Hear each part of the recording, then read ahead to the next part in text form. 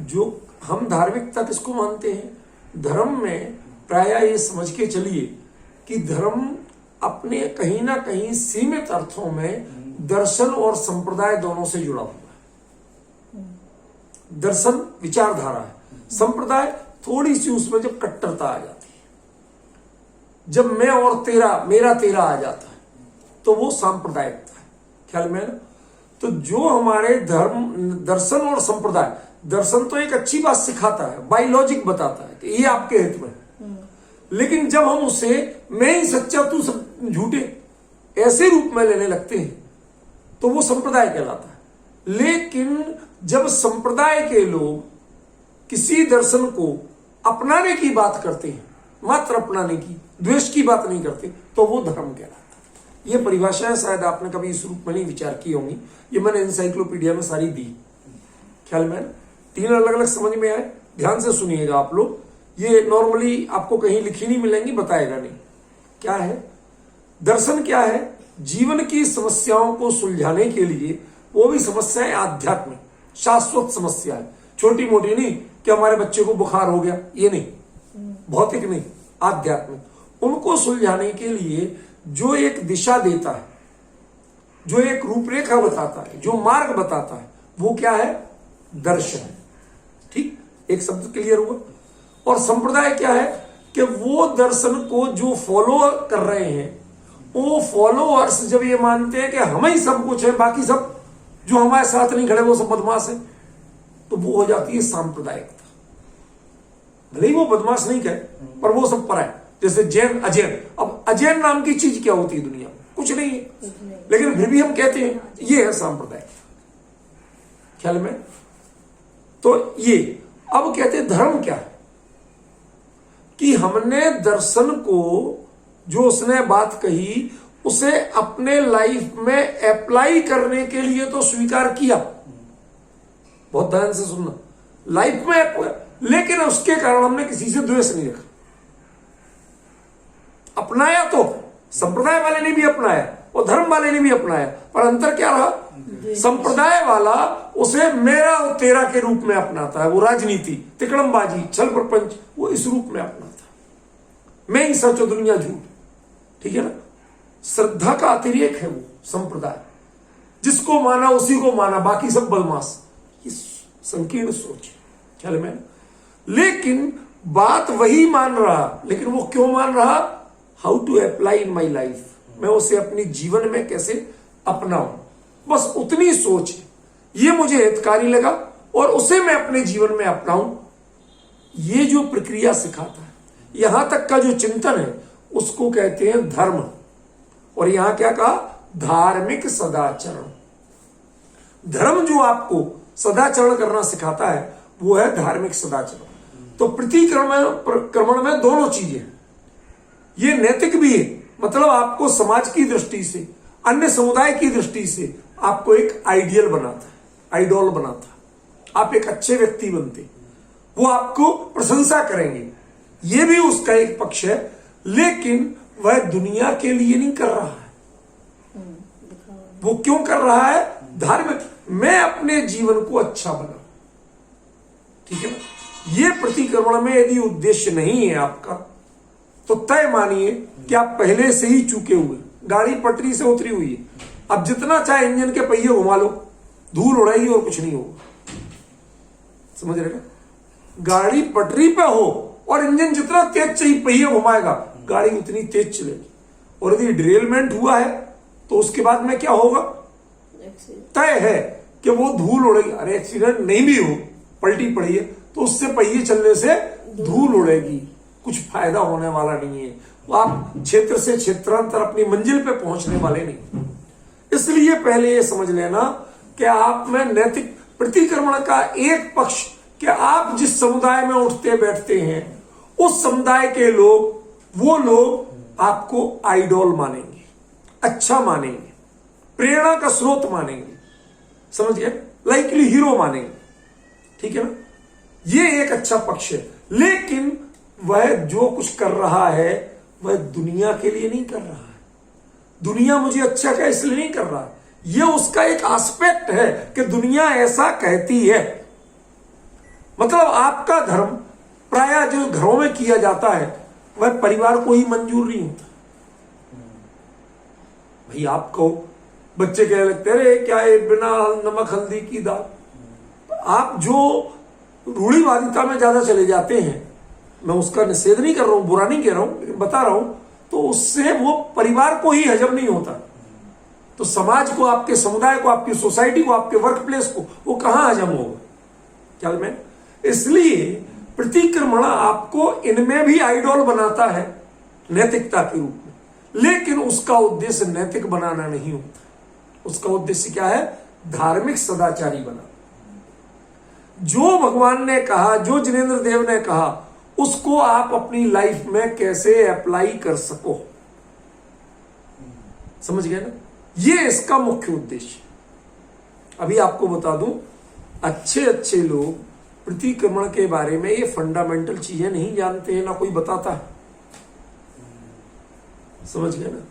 इसलिए इस बारे में आपको सोचना तो पड़ेगा, विचार तो करना पड़ेगा। ख्याल में? फिर दूसरा पॉइंट क्या क्या? सदाचरण को यदि हमें कहीं बिना किसी औपचारिकता के, तीसरा पॉइंट क्या आया? Without any formality. क्यों कर रहे भैया? आप बाल क्यों बनाते हो? बताओ। महाराज जी तो नहीं बनाते, आप क्यों बनाते हो? करते ना, कंघी करते हैं, महाराज जी करते हैं? नहीं करते। और आप करते हो? करते हैं। अब वो क्यों नहीं करते और आप क्यों करते हो? क्यों? क्योंकि आपको लोगों में दिखना है, उससे आपने अपनी क्वालिटी मानी। यदि अपने घर में बैठना हो, कहीं नहीं जाना हो, तो आजकल लोगों के बेचारे धोबियों के खर्चे बंद हो गए। क्यों? कहीं जाना ही नहीं है, कपड़े कौन प्रेस करा, घर में तो ऐसे ही पहने रहेंगे। ये कितना बड़ा अंतर आता है, ये दिखावा बिना किसी औपचारिकता। प्रतिक्रमण करने में आपको दूसरे देख रहे हैं, कौन क्या कह रहा है, इसकी परवाह नहीं करनी। यदि इसकी परवाह करके करोगे तो वो मान कषाय का पोषण होगा, प्रतिक्रमण नहीं होगा। पॉइंट समझ में आए एक एक करके? ये बहुत गहरी बातें हैं, ठीक है ना? और उसके साथ स्वैच्छिक प्रस्तुति। शुरुआत कहां से होती है? इच्छा में। मैं अपनी मर्जी से कर रहा हूं भाई, किसी के दबाव में नहीं कर रहा।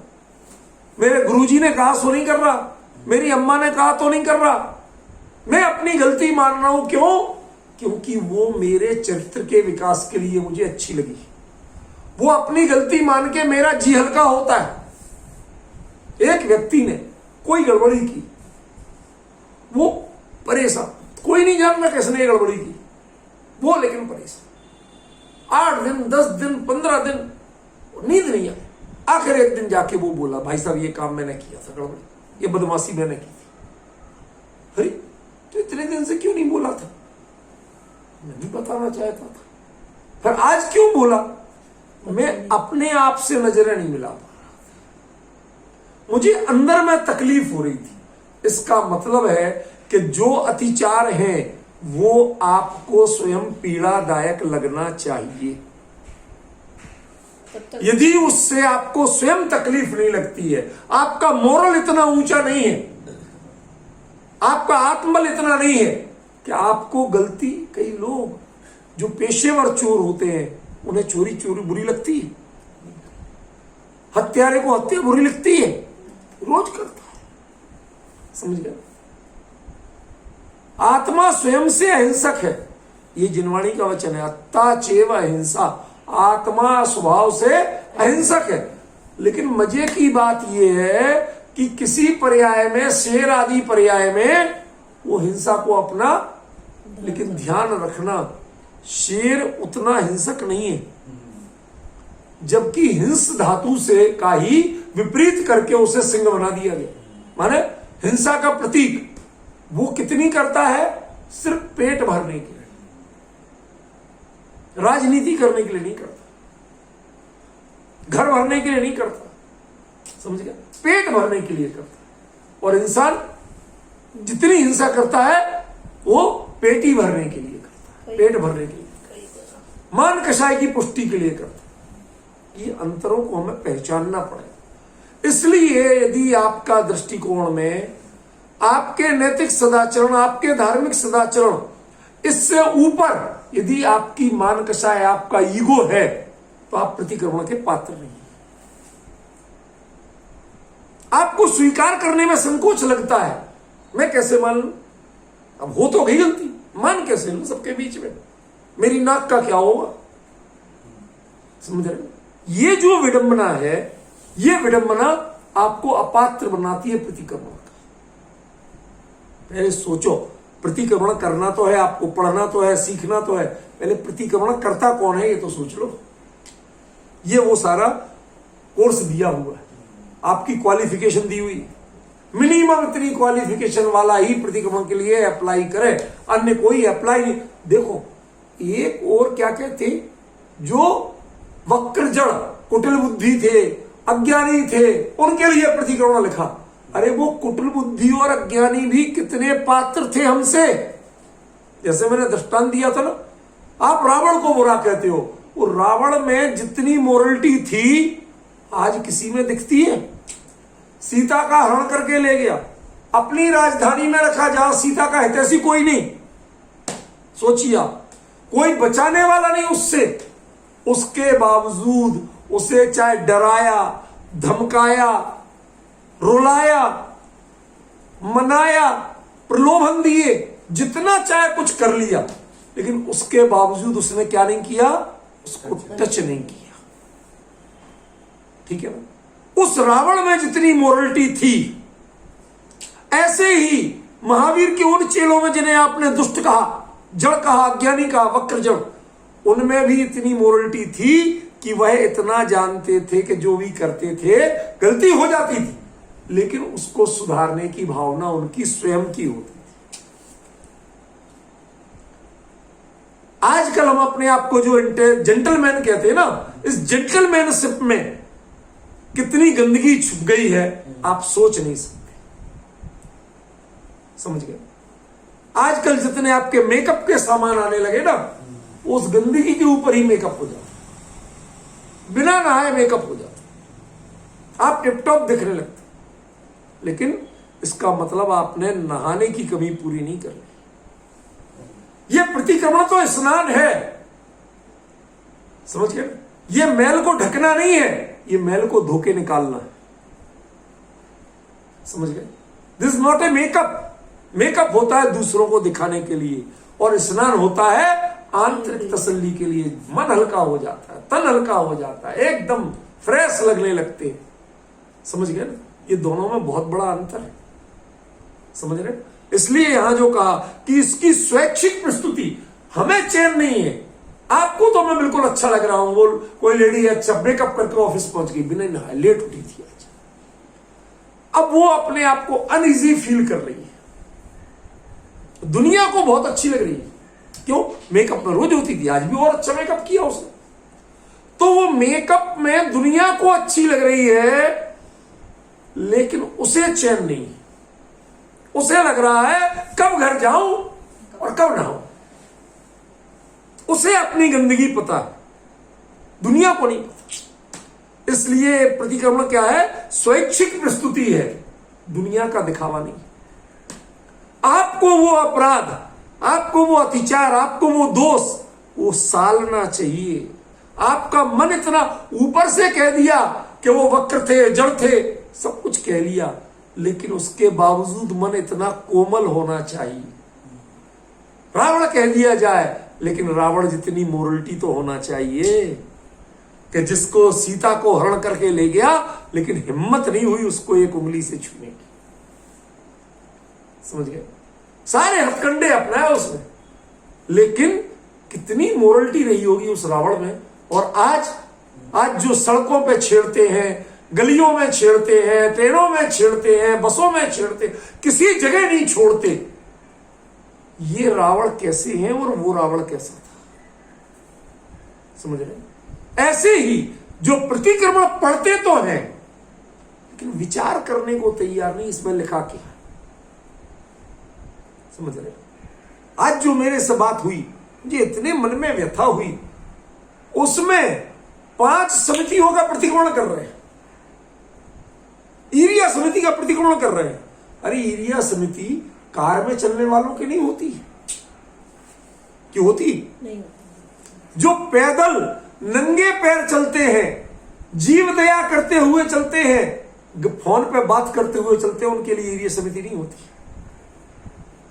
अब आपकी जीवन शैली, कार में चलना, एसी में बैठना, मोबाइल पे बात करते हुए चलना, अब आपके कौन सी समिति होगी भैया? भाषा समिति होगी, ईर्ष्या समिति होगी, आदान निक्षेपण समिति होगी? नहीं होगी। तो इनका प्रतिक्रमण करोगे क्या? जब इनके अपराधी आपको अपराध नहीं लगते हैं तो प्रतिक्रमण करोगे क्या? खाक। लेकिन हमारे लिए जो कितना पूर्वाग्रह है हमारे दिमाग में। अरे कोई चीज जब नहीं थी, बचपन में आपको घोड़ा गाड़ी के नाम पर वो एक 3 पहिए की गाड़ी पकड़ा दी, ये आपकी घोड़ा गाड़ी है, हम आज तक उसको पकड़े बैठे, मेरी घोड़ा गाड़ी यही। जब नहीं बना था प्रतिक्रमण, तब आपको वो पकड़ा भैया। जो था, लोग प्राकृत लिखना नहीं जानते थे, संस्कृत से डायरेक्ट लिखना नहीं जानते थे, सोचा जो आचरण लिख दिया, हमारे काम करने के चलो मिलता जुलता सा है कुछ, चलो महाराज जी का सही, चलो अपन कर तो लो। तो वो चीज को आप किए जा रहे थे, उससे परिणाम भीग नहीं रहे थे। क्यों? आपको गलती नहीं लगती थी। ये तो महाराज जी की, हमारी थोड़ी। क्यों? आप तो वो लागू ही नहीं कर सकती अपनी लाइफ पर। यदि आप ईर्ष्या समिति लागू करेंगे तो आप रह पाओगे? क्यों भाई साहब? एम्स कितने दिन में पहुंचोगे? सुबह से अपने पिच्छी कमंडल लेके निकलना, रास्ता देखते हो, जूते पहन लिए तो समिति है ही नहीं। अब आप समझ रहे कि नहीं समझ रहे? जो चीज आप जीवन में कर ही नहीं सकते, उसको पढ़ के करके नहीं, उसका विचार तक नहीं करते, अर्थ पता नहीं, कौन चीज क्या है पता नहीं, और उसके बाद में क्या सोच रहे कि हमने प्रतिक्रमण किया। आपने वो देखा है, एक बच्चों की चित्रकथा में आता है कि एक वो था शश माने खरगोश, ठीक है ना? तो उसको भेड़िया झपट रहा था उसके ऊपर, तो भेड़िया वो झपटते देखा तो उसे और रास्ता नहीं दिखा, और उससे डर लग रहा था भेड़िए को देख के, तो उसने अपने लंबे लंबे कानों से अपनी आंखें ढक ली और मान लिया कि भेड़िया गया। अरे भेड़िया दृष्टि से गया कि सृष्टि से गया? दृष्टि से गया। दृष्टि से गया, तेरी जान नहीं बची। ऐसे ही आपने प्रतिक्रमण का कोई भी पाठ लेके पढ़ के अपने आप को सोच लिया हमने परिक्रमण कर लिया, अब तो हम सुरक्षित हो गए। भले आदमी, ये कर्मरूपी भेड़िया जब आपके दोषों का ही पता नहीं है, वो दोष चालू है जीवन में, उनकी पहचान ही नहीं है, तो आपको कर्मरूपी भेड़िया तो लगातार पकड़ रहा है। खरगोश की तरह मारे जा रहे हो और धोखे में कहा हो कि हमने तो प्रतिक्रमण कर लिया, मैं सुरक्षित हूं। इसलिए दोष की जिसे पहचान नहीं है और उसे दूर करने की अपने अंदर की इच्छा नहीं है, इतनी मानसिकता जिसकी नहीं है, वो प्रतिक्रमण का पात्र नहीं है। समझ में आया? फिर ऐसी प्रस्तुति देखनी है जो दूसरों को प्रभावित करने के लिए ना होकर सचमुच अपने को सुधारने के लिए होती है। एक एक शब्द इसमें मतलब जैसे कहीं मोती चुन के लगाते ना, ऐसे लगे हुए। क्या कह रहे हैं? दूसरे को दिखाने, प्रभावित करने के लिए नहीं है। कोई हमें देखे कि हमने प्रतिक्रमण कर रहे थे, कितनी देर तक कर रहे थे, इसके लिए नहीं, बल्कि क्यों है? अपने को सुधारने के लिए।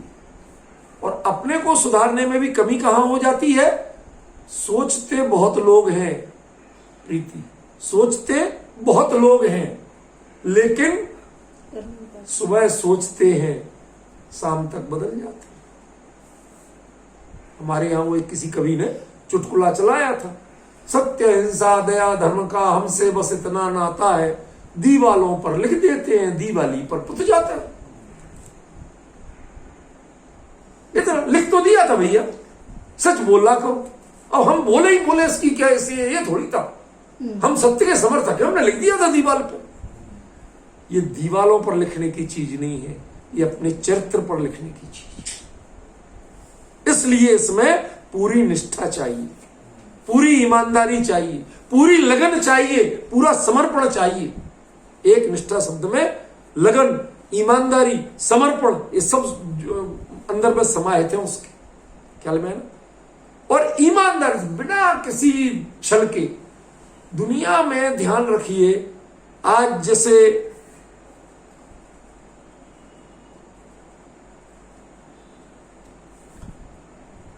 आज क्या है स्थिति, थोड़ा सा आप विचार करें। छोटे मोटे तो कोई चीज आ जाती है, क्या कर सकते हैं। आज हमारी परिस्थितियां क्या हो गई, ईमानदारी खो गई है। हम करते तो हैं, लेकिन करते समय हम सारी दुनिया की नजरों में ईमानदार बनना चाहते हैं, अपनी नजरों में नहीं बनना चाहते। आपको जितना अच्छी तरह पता है कि आप कहां गलत हैं, वो नहीं, दुनिया हमें कहां गलत समझती है, हम उसको सुधारते हैं। सच बताओ, इस चेहरे को जितना पोतते हो, ठीक है ना, उतना आप अपने अंतरंग को साफ करते हो। जो चीज तुम्हें कभी काम किया, क्रोध किया, मोह किया, लोभ किया, वो जो तुम्हें जितना सता रहा है, उसको कभी ईमानदारी से साफ करने की कोशिश की, जितना चेहरा साफ करते। प्रतिक्रमण मेकअप नहीं है, प्रतिक्रमण सफाई है। मेकअप में गंदगी को ढका जाता है, विकार को ढका जाता है, विकार को ढकने के लिए मेकअप होता है, और विकार को दूर करने के लिए प्रतिक्रमण होता है। समझ गए। इसलिए इसमें इतनी ईमानदारी चाहिए कि दुनिया जानती है नहीं जानती है, लेकिन मैं तो जानता हूं कि मैंने क्या गलत किया। कोई जाने या नहीं जाने, इसके लिए नहीं करना। प्रतिक्रमण क्यों करना, मैं अपने आप से नजर मिला सकूं। दुनिया में ऐसे लोग बहुत कम मिलेंगे जो अपने से नजर मिला सकते हैं। दुनिया जिनको वाहवाही करती है, ऐसे बहुत मिलेंगे, लेकिन अपने आप की ईमानदारी से प्रशंसा कर सके बहुत कम मिलेंगे। हर काम के पीछे हम अपनी असलियत जानते हैं, इसलिए इसमें शब्द किया ईमानदारी से जो प्रतिफलित होती है। लास्ट पॉइंट क्या है, प्रतिफलित। हम योजनाएं बहुत सी शुरू करते हैं, लेकिन उनका रिजल्ट नहीं आता। क्या कहा, काम बहुत से शुरू करते हैं। किसी दिन आप सोचते हो ऐसा खाना बनाए, इतनी अच्छी सब्जी बनाए कि ये चट करके खाएं, 2 रोटी ज्यादा खा जाए, ठीक है, सोचते आप सही हो, लेकिन यदि नहीं बन पाती है, वैसा नहीं हो पाता है, तो फिर आपको खेद होता है कि नहीं होता है। समझिए। तो इसमें प्रतिक्रमण खेद करने के लिए नहीं है, प्रतिक्रमण रोने के लिए नहीं है।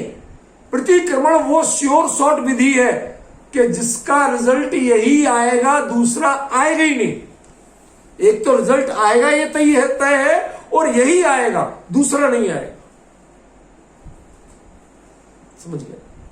देखो, आज आप मिठाई खाओ, मलेरिया हो तो कड़वी लगती है, और नीम की पत्ती खाओ तो मीठी लगती है। इसका मतलब बाहर की चीज में गारंटी नहीं कि ये ऐसा रिजल्ट देगी ही देगी, लेकिन अंतरंग की चीज। आज आपका मुंह कड़वा है, ठीक है ना, लेकिन आपके लिए 1 लाख रुपए की लॉटरी निकलने की सूचना है।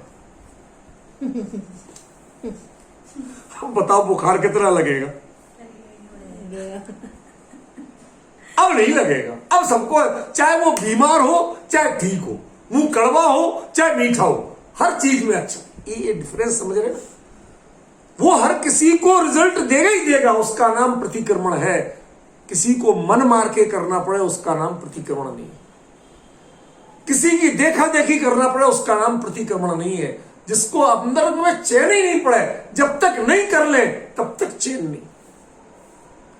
मैं खोटा दृष्टांत दे रहा हूं, नाराज मत होना, पर क्या करूं, कोई चीज को बताने के लिए बड़ा सफल तरीका बताना होता है, तो उसमें कभी ऐसी चीजें आती।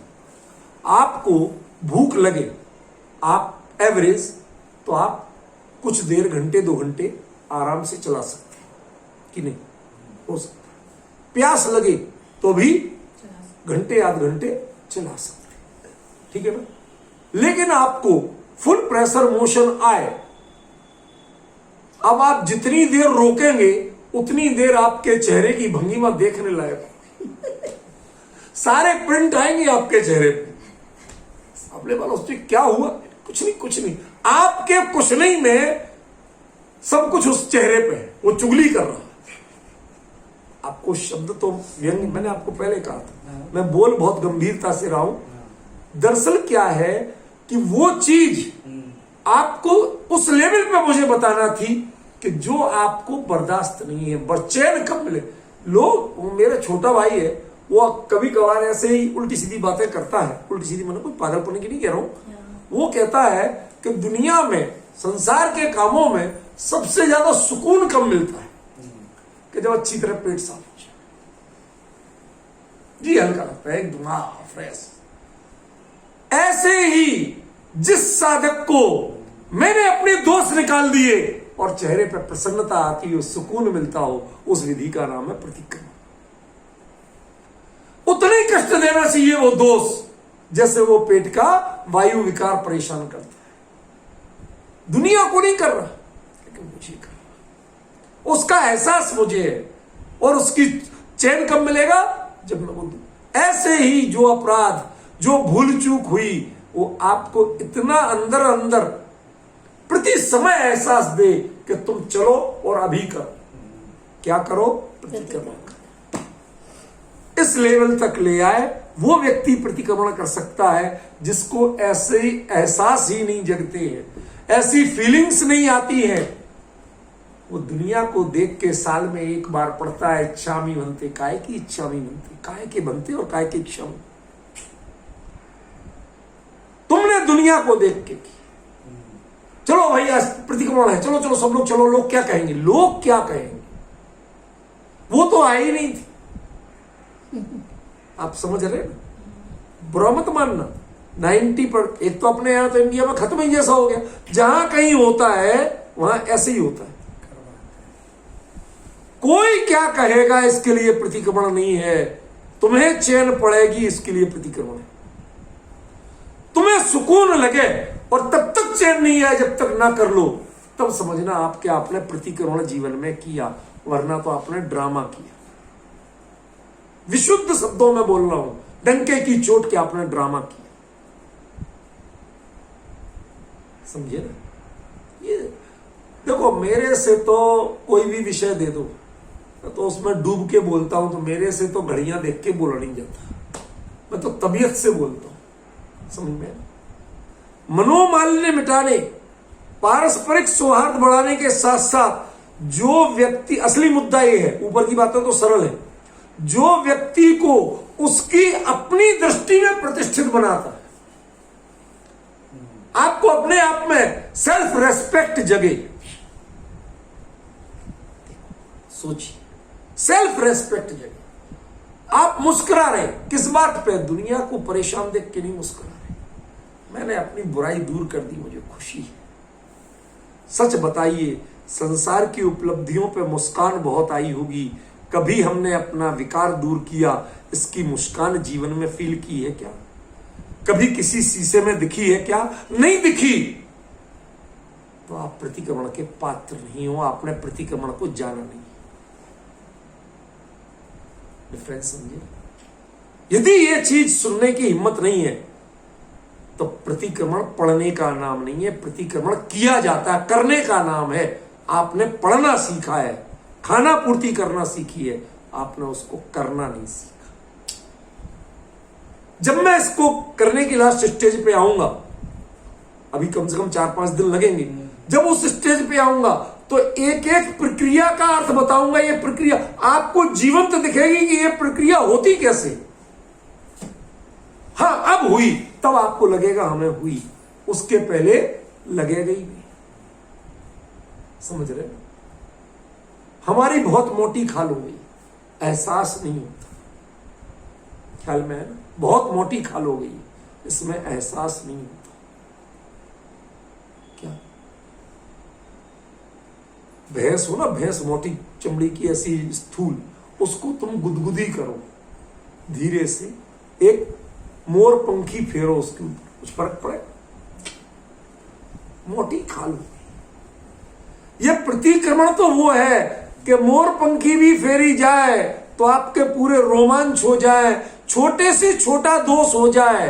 अतिचार उसी को कहते हैं, अनाचार तो प्रायश्चित होता है अनाचार का, समझ गए ना।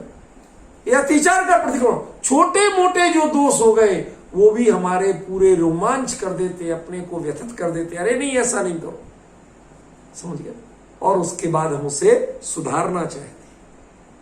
संयोगवश अतुलनीय प्रक्रिया आज तक धर्म के क्षेत्र में अति विशिष्ट यानी मुनिराजों और विशिष्ट माने देशव्रती श्रावकों के पदों के धारकों तक ही सीमित थी।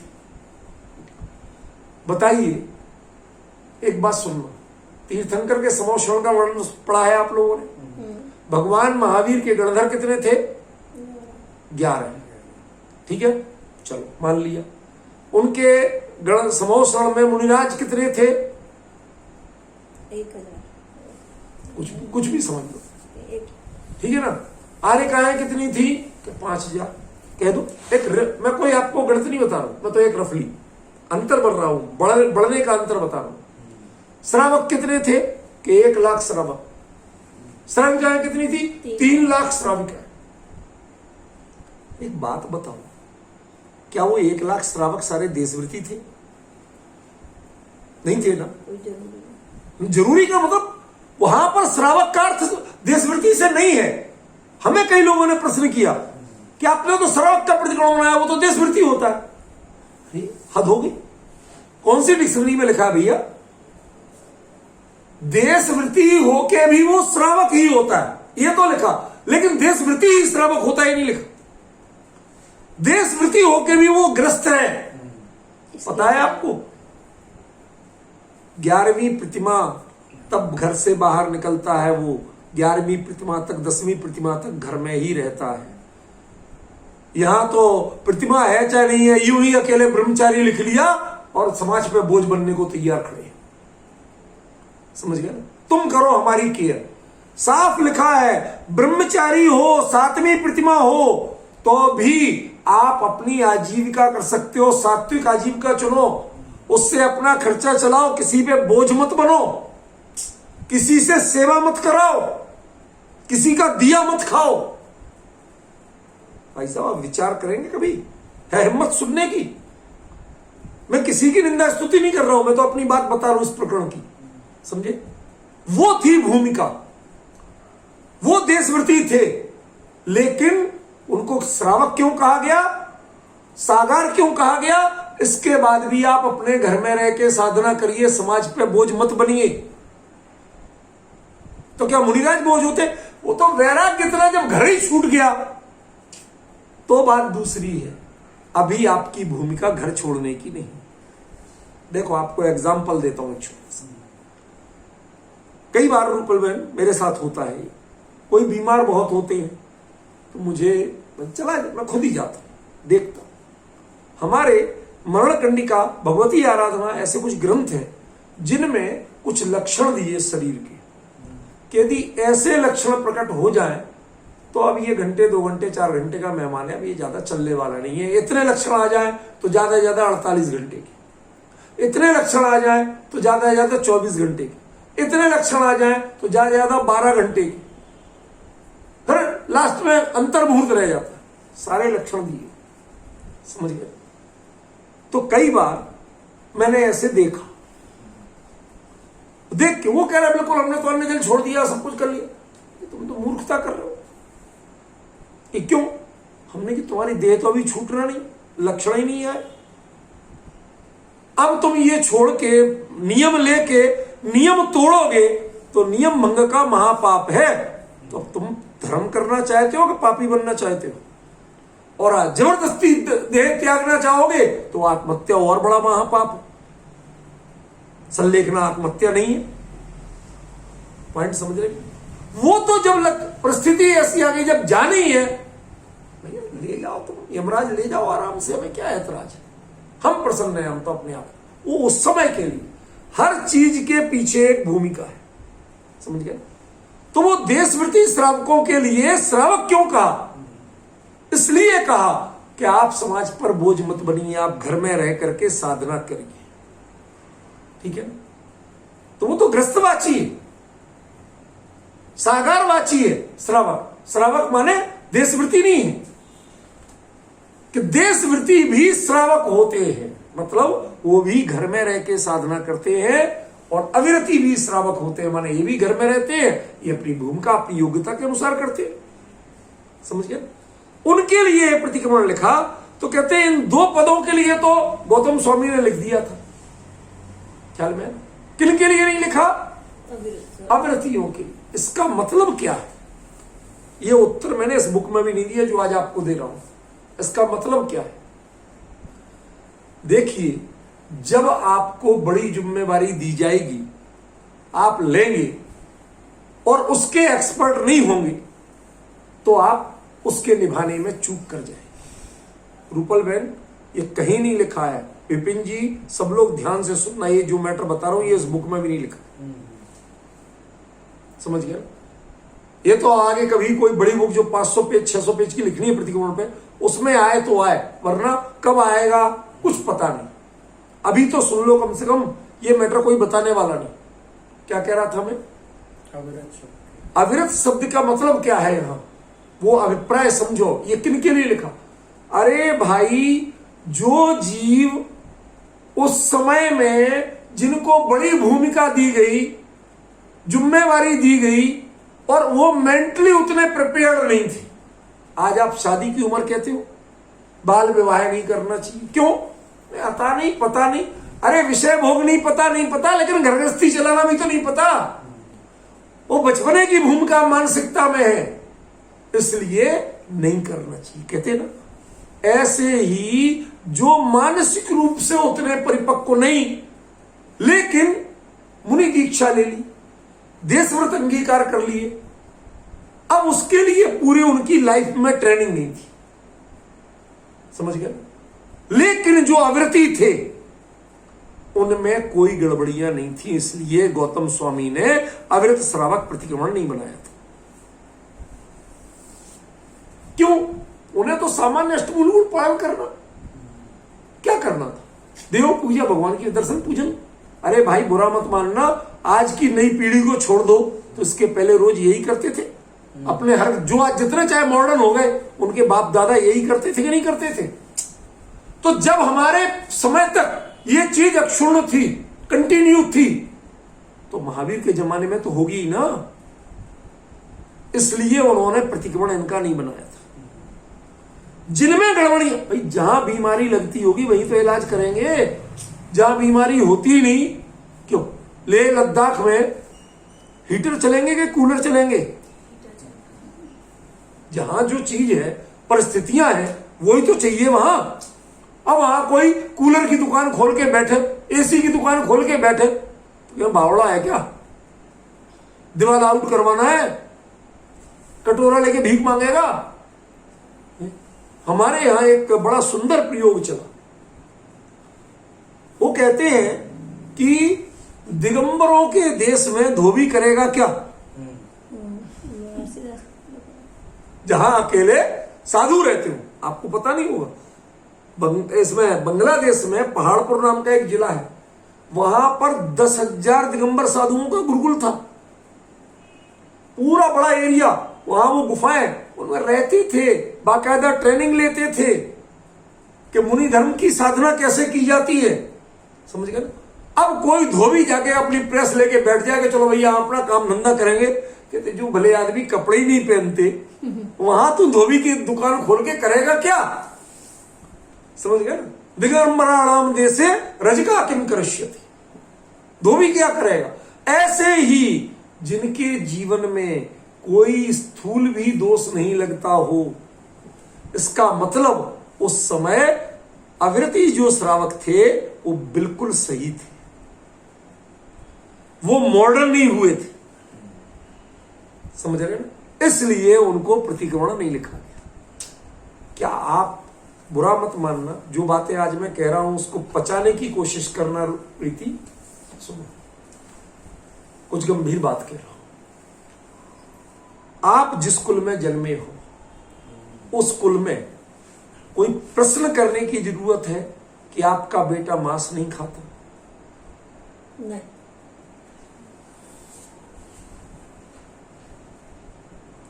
शराब नहीं पीता, वेश्यागमन नहीं करता, जुआ नहीं खेलता,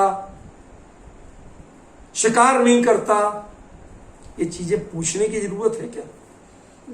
और जिस दिन इनकी जरूरत पड़ जाएगी उस दिन आप जैन रह जाओगे क्या? अब डिफरेंस समझ में आ रहा है? इसमें वो सब चीजें दी गई हैं, उनके भी, उनको दोष मान के।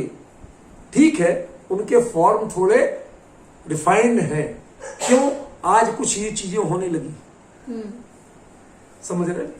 रूप बदल गए, फॉर्म बदल गए, समझ गए? लेकिन हमारे अंदर कहीं ना कहीं वो बातें आने लगी, समझ गए? कहूं तो अभी यार मिर्ची लग जाएगी, लेकिन हमारे सबके बीच में आने लगी, हमारी मानसिकता में घुसने लगी। एक जरा सा संकेत करता हूं, डिटेल नहीं बताऊंगा। ऐसी कमियां सब में है, पुरुषों में भी, स्त्रियों में भी। दृष्टांत किसी का हो, लेकिन कमियां सब में है। जैसे पार्टी में जाना, दिसंबर की रात हो, ठीक है ना, और पार्टी में जाना, कौन लेडी ऐसी होगी जो शॉल लेके जाती है, कार्डिगन पहन के जाती है? और जो इतना करके जाएगी तो उसको सब लोग अंदर पहुंचते ही एक शब्द बोलते हैं, आंटी जी। ये मतलब अपने आप में बड़ा भारी तमाचा है, गाली है। शब्द बुरा नहीं है, लेकिन ये जो सोच है, वो आंटी शब्द हमें बुरा लगने लगता है, गाली लगने लगता है। ये क्या है? ये जो आपको तेज ठंड लग रही है, वहां पर अलाव देखते हैं, कुछ भी देखते हैं, लेकिन नहीं साहब बुक पहने। गाड़ी में जिस समय लौट के पार्टी से घुसते हो, आदमी पे चिल्लाते, पहले मेरी स्वेटर दो। अब क्यों होता है ये? मुझे ये तो बताओ। इसका मतलब है कि आप न कहीं आकर्षण की भाव से थे। अरे कम से कम हम ये नहीं कहते तेज गर्मी में कुछ भी रह लो, लेकिन मौसम के अनुसार तो, जो आपकी मांग है उसके अनुसार तो रहो। हम जो धीरे धीरे मॉडिफाइड हो रहे हैं। मेरे एक मित्र की शादी में मैं गया, उनने सब पूल हमें सुनाते, हमारे यहां कल साहब आप आ जाते तो आपको बड़ी मजा मिलता। हमने क्या कि हमारे पूल पार्टी हुई थी। तो मैंने कहा कि अपनी मम्मी से पूछा था कि गीले कपड़ों में, तुम्हारे घर की बहुएं गीले कपड़ों में लोगों के बीच में खा पी रही होंगी, पानी में तैर रही होंगी, तैरने के कपड़े भी होंगे। हमने कि अपनी मम्मी से पूछा था पहले कि मम्मी ये रख ले। क्या है ये विकार नए नए रूपों में घुसे हमारे जीवन में, इसलिए इस प्रतिक्रमण की जरूरत है। समझ में? देव पूजा के नाम पर क्या क्या मिथ्यात्व घुसा हमारे जीवन में, इसलिए प्रतिक्रमण की जरूरत पड़ी। वरना जब वीतरागी की वीतरागता के गुणों से आराधना करते थे तो प्रतिक्रमण की जरूरत नहीं थी। जब प्रक्षाल करते समय हमारे मन में संकल्प होता था, पापाचरण तज निवहन करता, पहले पापाचरण छोड़ के आए कि नहीं आए, अब और सब चीज पूछ लेते हैं। चमड़े की वस्तु छोड़ के आए कि नहीं आए, हाथ पैर धो के आए कि नहीं आए, धुले वस्त्र पहने कि नहीं पहने। समझ रहे ना? हमने तो यहां तक किया कि एक दिन किसी ने बताया कि भाई साहब आप जो अंगूठी पहनते हो ना, टॉयलेट आदि जाते हो, कोई गंदगी भरी हो, आप भगवान को छूते कैसे हो? मैंने उस दिन से त्याग कर दिया। कोई रिंग नहीं पहनता, कोई चेन नहीं पहनता, टोटल त्याग। लाख इन्होंने कई बार के लिए, मैं नहीं पहनता। उनको छूने लायक तो बने रहे हम, हमें उनके लायक अपनी पात्रता बनानी है, हमें और अभिमान नहीं दिखाना है। हम दिखावा तो करने लगे, लोग पांचों अंगुलियों में अंगूठियां पहन पहन के और अभिषेक करने का अपना दिखावा करते हैं, बोलियां ले लेके। भाई साहब यदि बोली लेना है तो इस संकल्प की लीजिए कि आप अपने शरीर को भगवान को छूने लायक बना के रखेंगे, सारा त्याग करके आइए। समझ रहे? ये बहुत से चेंज आएंगे। ये हमारे जीवन में गंदगियां घुस गई थी, इसलिए आवृत्ति श्रावकों का प्रतिक्रमण जरूरी था, क्योंकि अन्य सामान्य जनों के लिए इसका पाठ्यक्रम बना ही नहीं था। वे कैसे सीखते और अपनाते कैसे? बिगड़ते तो जा रहे थे, परिस्थितियां बिगाड़ती जा रही थी, लेकिन हम बिगड़ रहे हैं ये कोई नहीं जानता था। हमारे अपने कई रिश्तेदारों में आप देखिए, शादी पार्टियों में ड्रिंक एक कॉमन चीज हो गई, स्टेटस सिंबल बन गई। समझ रहे ना आप? ये घुस गया आपके समाज में, जैनियों में, जिनके पास जितना पैसा है उतना ज्यादा घुस गया है। ये क्या है? ये कहां पहुंच गए हम? समझ रहे ना?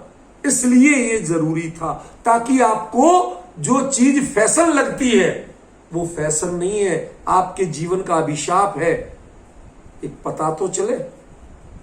आप अपराध कर रहे हैं ये पता तो चले।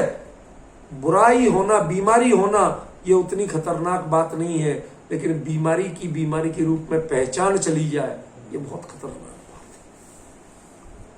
है। एक दृष्टांत हमने देखा था अपने सामने, आंखों के सामने। एक गांव का कोई आदमी, जैन कुल का लड़का, हर बात में मां बहन की गाली बोले, हर बात में।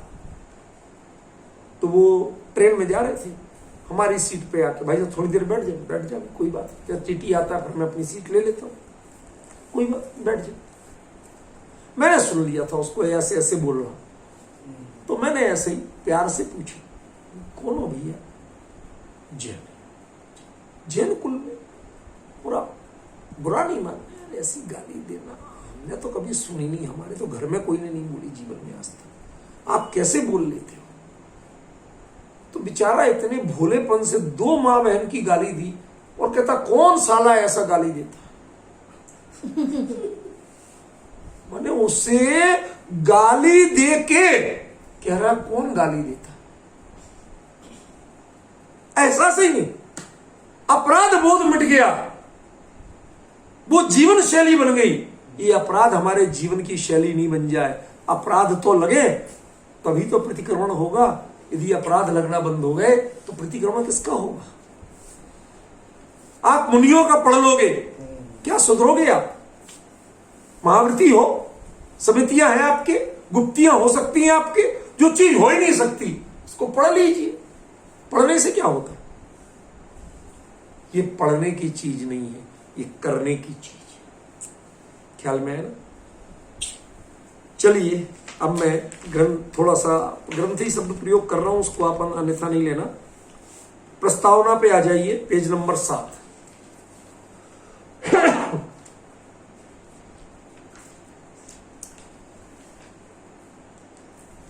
प्रतिक्रमण का अर्थ, ये मोटे अक्षरों में जो छपा है वो पढ़िए। यह अद्भुत वैज्ञानिकी प्रक्रिया है, एक नई दृष्टि मैंने दी। ये धार्मिक प्रक्रिया नहीं है, वैज्ञानिक प्रक्रिया। विज्ञान माने जो आपको लैब टेस्ट करके दिखा सके। क्या? लैब टेस्ट करके दिखा सके, श्योर शॉर्ट रिजल्ट, उसका नाम विज्ञान। प्रतिक्रमण आप केवली लाइए और आप पात्र बन जाइए। मैं अभी प्रूफ करके दिखाऊंगा, केवली आपको बताएंगे हाँ इसका वो कर्म बदल गया है। भाई और तो कोई बता नहीं सकता। भाई यदि कोई चीज टेस्ट भी करना है तो लैब तो चाहिए पड़ेगी।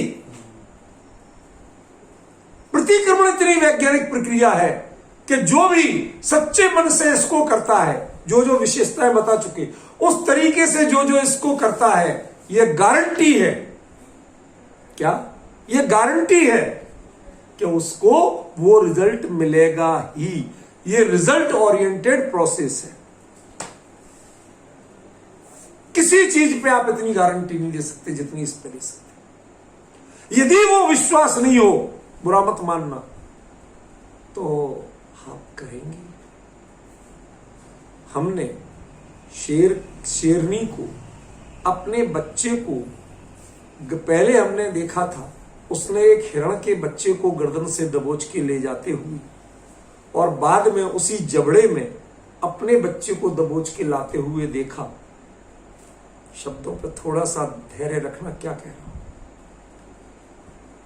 दांत वही थे, कैनाइन टीथ वही थे, जबड़ा वो हिरण के बच्चे के खून से रंगा हुआ वही था, मानसिकता वही मारने की थी। उसके बावजूद वो बच्चा अपनी गर्दन आराम से उसके मुंह में देता था। क्यों देता था?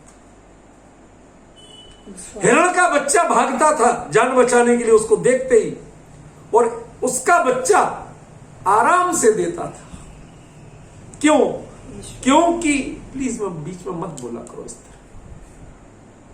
मैं कुछ और बताना चाहता हूं, आप कुछ और बोलते हो, सुनो थोड़ा सा। उस बच्चे ने उस दांतों में कभी चुभन अनुभव की ही नहीं। जो हिरण के बच्चे को गर्दन के आर पार होते थे, ध्यान देना क्या क्या, उन्हीं जबड़ों में, उन्हीं कैनाइन टीथ्स में शेरनी के अपने बच्चे ने कभी चुभन तक अनुभव नहीं की, और वो आराम से अपनी गर्दन दे देती। अब अंतर समझिए, कुछ क्या कहना चाहता हूं, क्या अंतर बताना चाहता था मैं। ये आपको पूरा भरोसा होना चाहिए कि मैंने प्रतिक्रमण किया तो इससे मेरा कुछ भी अहित नहीं होगा और मेरा दोष गारंटी से दूर होगा। इसलिए मैंने मां वाला दृष्टांत दिया। एक बच्चा मां के जबड़ों में, और वो देख रहा कि इन्हीं दांतों से, इन्हीं जबड़े ने दबा के किसी की गर्दन तोड़ी, चिथड़े उड़ाए हैं, खाया है, उसके बावजूद उसको रत्ती भर भी आशंका नहीं होती और वो दे देता है अपनी गर्दन को। इतना श्योर शॉट जो हो कि मैं ये प्रक्रिया करूंगा और इसमें कोई रिस्क नहीं है, 100% इसका रिजल्ट आएगा ही आएगा। ऐसी है अद्भुत वैज्ञानिक प्रक्रिया है। अद्भुत किस अर्थ में कहा कि आप नहीं देख सकते लेकिन करते पूरे विश्वास के साथ। क्या कहा? रिजल्ट आप नहीं देख सकते लेकिन रिजल्ट पर पूरा विश्वास करके ही करते हो। यदि रिजल्ट देखना है तो वो अद्भुतता चाहिए, और वो अद्भुतता क्या है? केवली की, केवल ज्ञान की। केवल ज्ञान को ले आओ आप, अभी आपको दिखाते हैं हुआ कि नहीं हुआ। समझ गया? मुझे तो पक्का भरोसा है, आप देखते रहिए हुआ कि नहीं हुआ। आप पूछिए केवल ज्ञान से। आपको शंका है तो आप पूछने जाइए। मुझे जब जयपुर में मैं पढ़ता था तो मेरे एक साथी थे, विद्वान साथी, अभी भी है, कोई ऐसी कमी नहीं, थे का मतलब कोई ऐसा नहीं है, और हमारे गांव के पास के ही रहने वाले थे, इससे आगे नहीं बताऊंगा। तो वो एक बड़ी विचित्र मानसिकता थी उनकी, अपनी बुक वगैरह कहीं ना कहीं रख के भूल जाते थे, भूल जाएंगे और मेरे को टोकेंगे, आप अपने रूम पे देख लेना। मुझे शंका ही नहीं है, मैं क्यों देखूं? शंका तुम्हें है ना, तुम आओ देखो, वो खुला पड़ा रूम। पॉइंट समझे? पहले भी आपको बताया था दृष्टांत, जिसे शंका है वो देखे, मुझे शंका ही नहीं है इसलिए मुझे देखने की जरूरत नहीं। इतना निशंक होता है, इसलिए वो वैज्ञानिक रिजल्ट ओरिएंटेड है। ये रिजल्ट आएगा ही आएगा। जब तक ये पक्का भरोसा ना हो तब तक कोई प्रतिक्रमण कर नहीं सकता। पढ़ तो सकता है, कर, लालच में पढ़ा जाता है और विश्वास से किया जाता है। क्या अंतर है शब्दों में?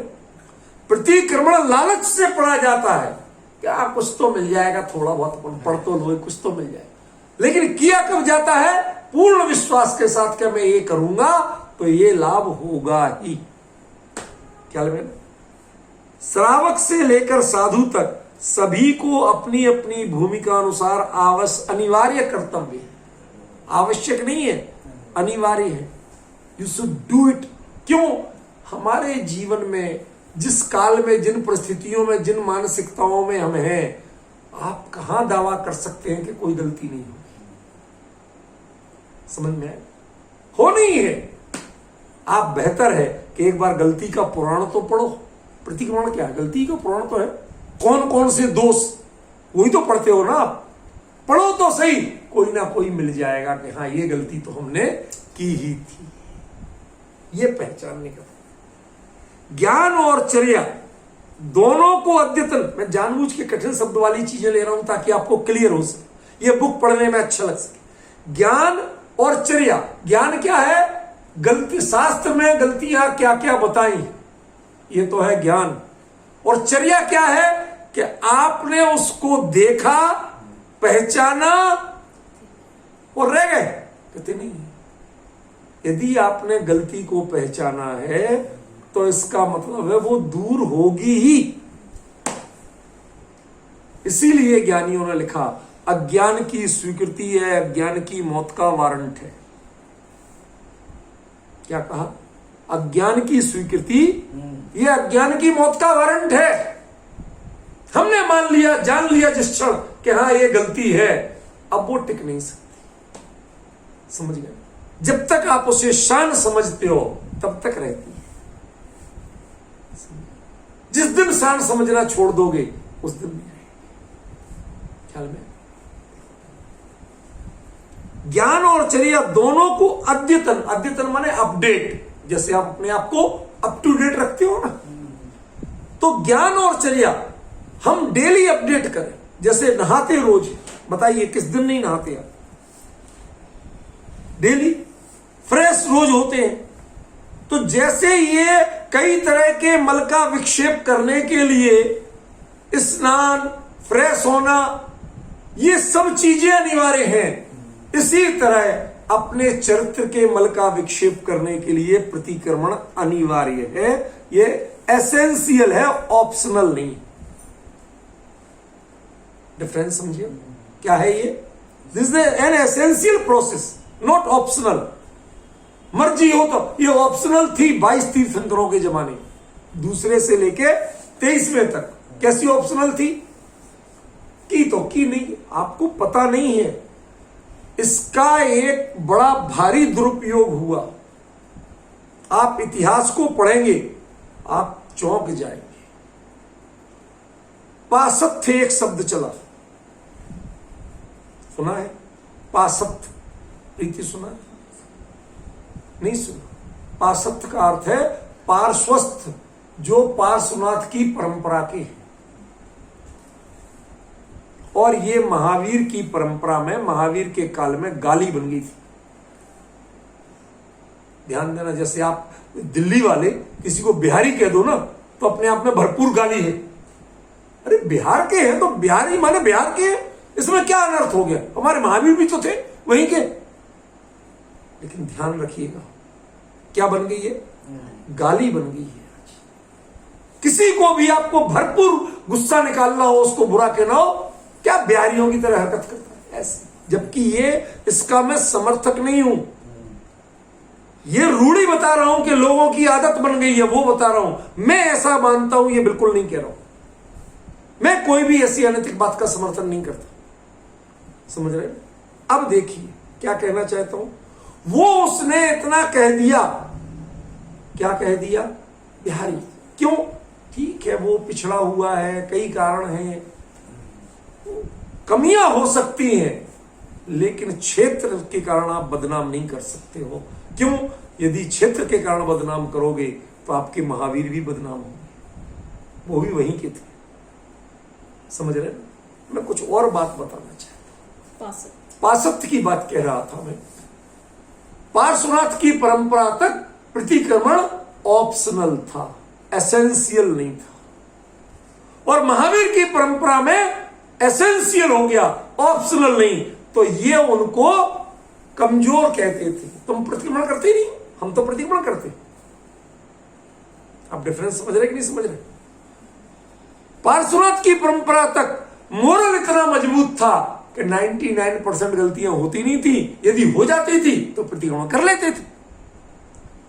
रोज रोज पढ़ने की जरूरत ही नहीं, जीवन में गलतियां होती नहीं थी, अब होने लगी। तो ये इसको आप अपनी कमजोरी मानिए, शान मत मानिए। ठीक है ना? काश हम पासत्य होते, हमारा मोरल, हमारा चरित्र इतना मजबूत होता कि हमारे मन में पाप आता ही नहीं, हमारे जीवन में अपने भूमिका के विरुद्ध कर्मकांड या कोई गलत काम होता ही नहीं, तो आपको प्रतिक्रमण की जरूरत नहीं होती। लेकिन ये रूढ़ियां हैं, ये मिथ है क्या कि महावीर के शिष्यों ने पार्श्वनाथ के शिष्यों को एक कारण से अपराधी घोषित कर दिया था। और वो कारण क्या था? प्रतिक्रमण। कि तुम प्रतिक्रमण नियमित नहीं करते, हम रोज करते। यदि ये पाशत्व होना अपराध था, वो तो सही होने के कारण नहीं करते थे, और आप महा गलत होके आपने करना छोड़ दिया, आप क्या होंगे? रूपल बहन, समझ में आ रही बात? हम क्या हुए जिन्होंने प्रतिक्रमण करना छोड़ दिया? ये तो महाअपराधी हुए।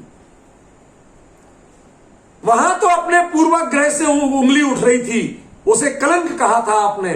पार्श्वस्थ होना कलंक नहीं था। पार्श्वस्थ होना वो था कि जिनको प्रतिक्रमण करना अनिवार्य नहीं, मीन्स उनकी चर्या इतनी पवित्र थी, उनका मोरल इतना ऊंचा था, ठीक है ना, इसलिए उनको जरूरी नहीं था। लेकिन हमने क्या कर बना दिया? ये कर्मकांड कहां ले जाते हैं हम? एक व्यक्ति ने उपवास किया, दूसरे ने नहीं किया। तुमने अनंत चतुर्दशी उपवास नहीं किया था?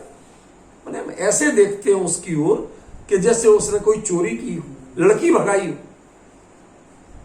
समझ गया? ये बाहरी कर्मकांड हमारे ऊपर कितने हावी हो गए। ये है वो परंपरा जो पाशव, एक सदाचारी को आपने, जो सदाचार का प्रतीक था पार्श्वस्थ, उसको हमने कलंक बना दिया, गाली बना दिया। हम प्रतिक्रमण करते हैं, तुम नहीं करते। एकमात्र कारण था, एकमात्र कारण था पार्श्वस्थ शब्द को गाली के रूप में प्रयोग करने का। अब कई चीजें आपको पता नहीं है, मैं बताऊंगा तो सही। देखो, अद्यतन करना माने अपने आप को अपडेट करो, अप टू डेट करो। रोज रोज जितनी उन्नति चाहिए, जैसे आप मौसम के अनुसार कपड़े बदलते हो, पंखा का यूज करना बदलते हो, एसी का यूज करना बदलते हो, हर चीज बदलते हो, मेकअप बदलते हो। क्यों?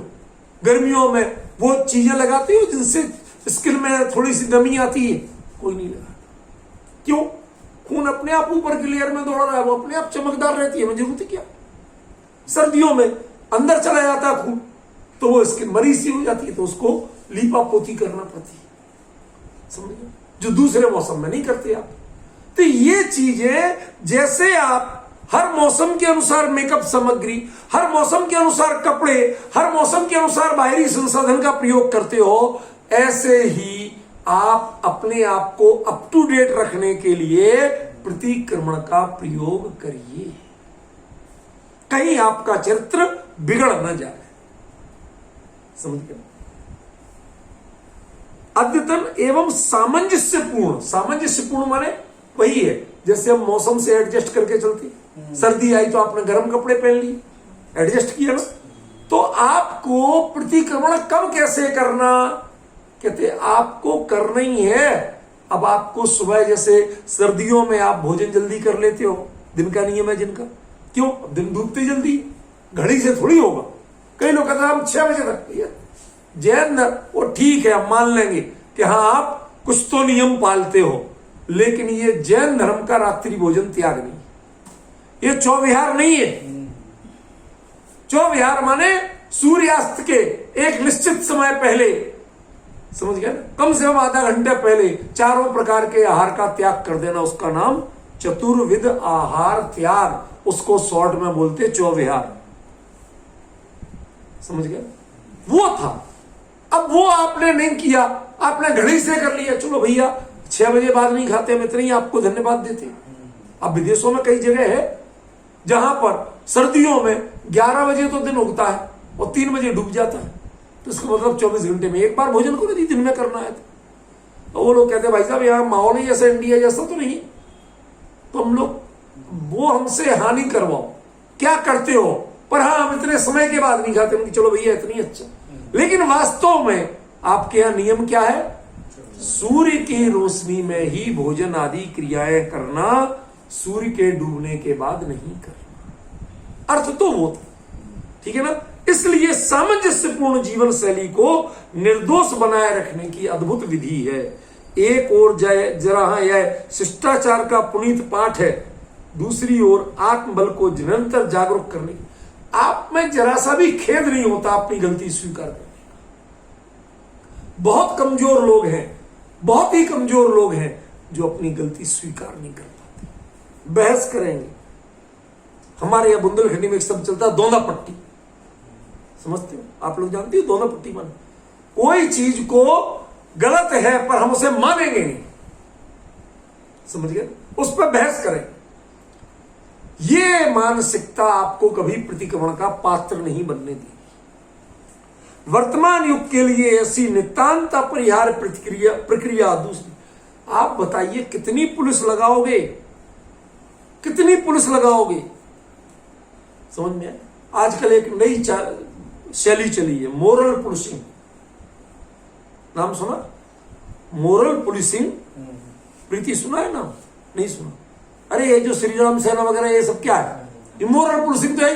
ऐसे कपड़े नहीं पहनोगे, ये नहीं करोगे, वो नहीं करोगे, समझ गए ना? दो लोग साहब लड़के लड़की साथ जा रहे, अरे सगे भाई बहन भी हो, नहीं तुम कौन हो, क्या हो, पहचान बताओ। तुम्हें ये मोरल पुलिसिंग करने का किसने कहा?